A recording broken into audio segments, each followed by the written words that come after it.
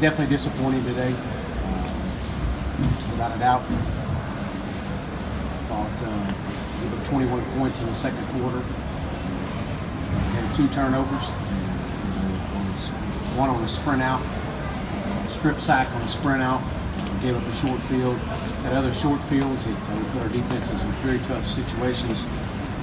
We scored 21 points off of it. We couldn't flip the field. We just couldn't climb the hill. We played a lot of freshmen today, which will benefit this program moving forward. Definitely good for the development, especially some extended playing time. But overall, obviously very disappointed in just our inability to get the ball in the end zone. We'll come back in here Monday. We'll be recruiting on Sunday. Back in here on Monday with the team meeting and moving on to the 2019 season. With that, I'll open up for questions. What do you think of Connor Nolan's performance, and just what do you think about his season and him moving forward?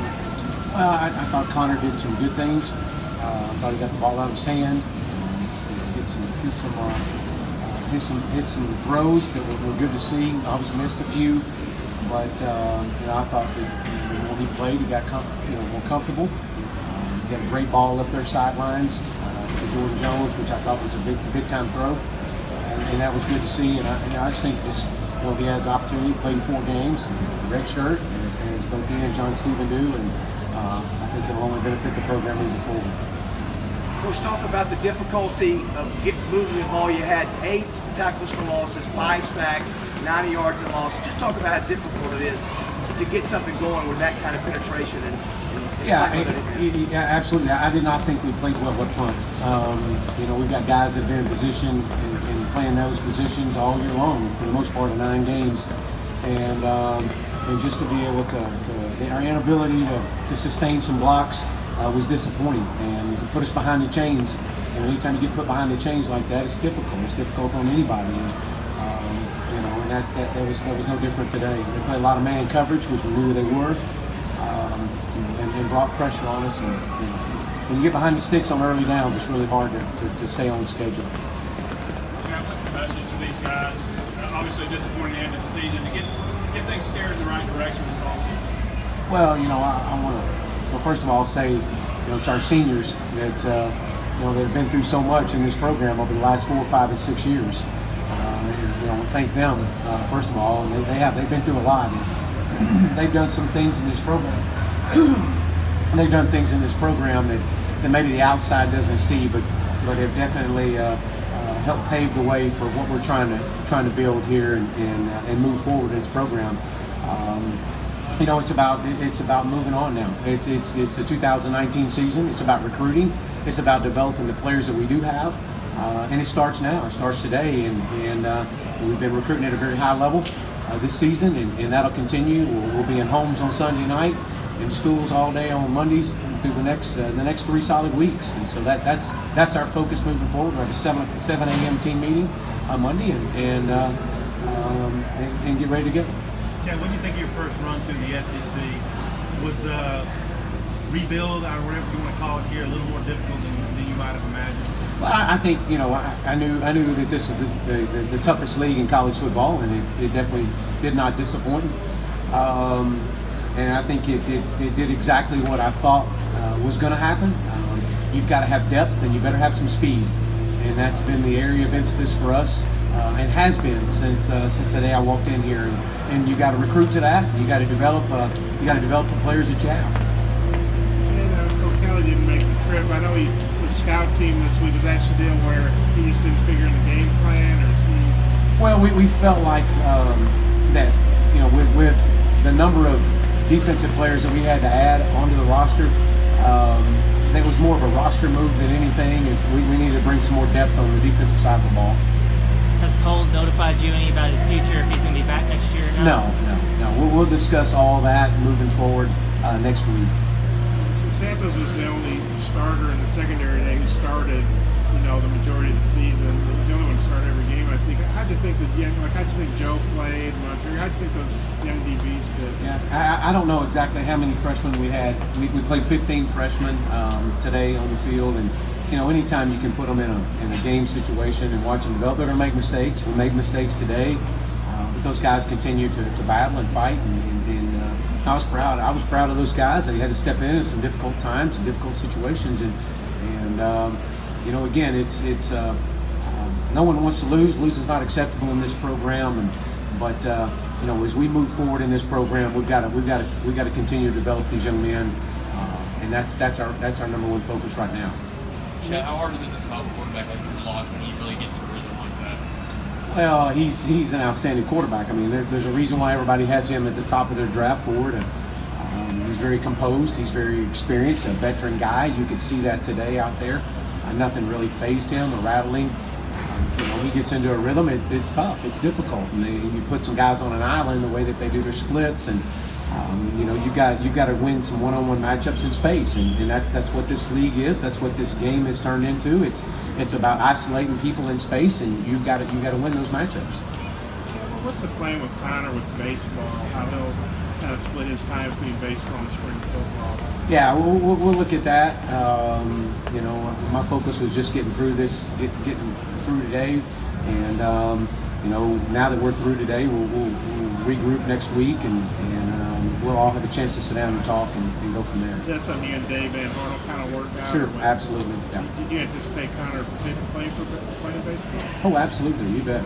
Yeah, he's going to play baseball, and that's we love guys that want to compete. Coach, 2 weeks in a row you had plays on the goal line that they didn't see it the same way y'all did as far as the pick play or whatever.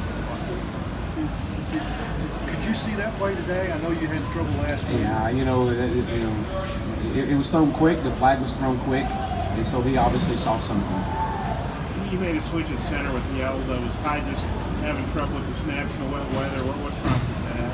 Well, I think there was a combination of things that led to that decision, and it's just what we felt was best for us moving forward. Do you have any update on Rakeem? I saw he went out again today. Yeah, it was his knee, and obviously did not return. We'll reevaluate things earlier, I guess tonight and tomorrow. Connor, he was obviously under a heavy pass rush, same deal in North Texas. How do you think Connor handles those situations where he's had games like Tulsa where they work pretty well, and he's had games like this where he's running for his life? Well, I thought the ball jumped out of his hand. I thought he had a lot of zip on the ball. I thought he was composed. It was disappointing in some of the fourth downs that when we were trying to sprint him out, that we were getting run down from the backside. So that was disappointing, and it wasn't so much. I mean, he was trying to evade the rush by sprinting out, and we weren't being able to hold up on the backside of it, which was disappointing. I thought he did a good job sitting in there and trying to be as composed as possible, and pulled the ball down and run it on a big third down conversion. So that was good to see. I know you love coaching football, but is there a part of you that's just glad this season's over because it's been so tough? Just ready to turn the page, move forward, all that. Well, Bob, I've been in this exact spot before, and I know what it looks like, and I know what it looks like moving forward. And I know what it takes to move this program forward, and no one likes to come in and end the way that we finished, especially when you walk into a locker room, a group of young men that football has been their life, and some of them will play their last down, and that's difficult. That's difficult on anybody. But that's why we want to wish those guys the very best and move forward. And again, it's about recruiting and developing right now.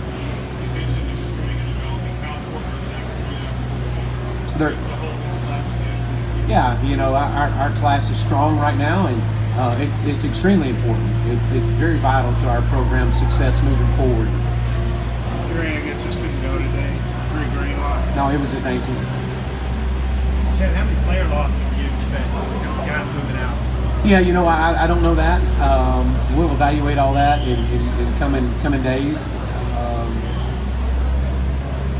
I know you got a good class coming in, but how hard is it? You talk about being in schools when you're coming off for 2 intense seasons. How hard to sell is that when you're recruiting? Well, you got to sell who you are, and you got to sell a vision. You got to sell what's coming, and that's what we've been selling from the start. When we started recruiting these young men, selling them an opportunity to come in here and contribute early, and to play and make an impact the day you step on campus, and that does not change. That's been our mission, and that's been our message to these young men, and that won't change. These guys will be able to come in and impact this program and continue to establish what we're trying to put forth, and it'll happen the day they get on campus. We're anticipating quite a few mid-years, so they'll have an opportunity to come in here and play and contribute quickly. Chad, do you have any message to the fans that, this is not the norm, they just did their first season in history? Yeah, absolutely. First of all, their passion, as I've said many times this year, the passion that our fan base has, the love for the Hogs that they have, inspires us, inspires me. I promise you, their passion level and my tireless work ethic, as our staff's tireless work ethic, will match their passion level. And with that, together, locking arms, no one, I said last year, regardless who the head coach was, 4-8 is unacceptable, 2-10 is unacceptable. But with their passion level and our work ethic and drivenness because of their passion, we're going to lock arms, and we're going to get this program going. We're moving in the right direction, and it may not seem like that right now, but we are.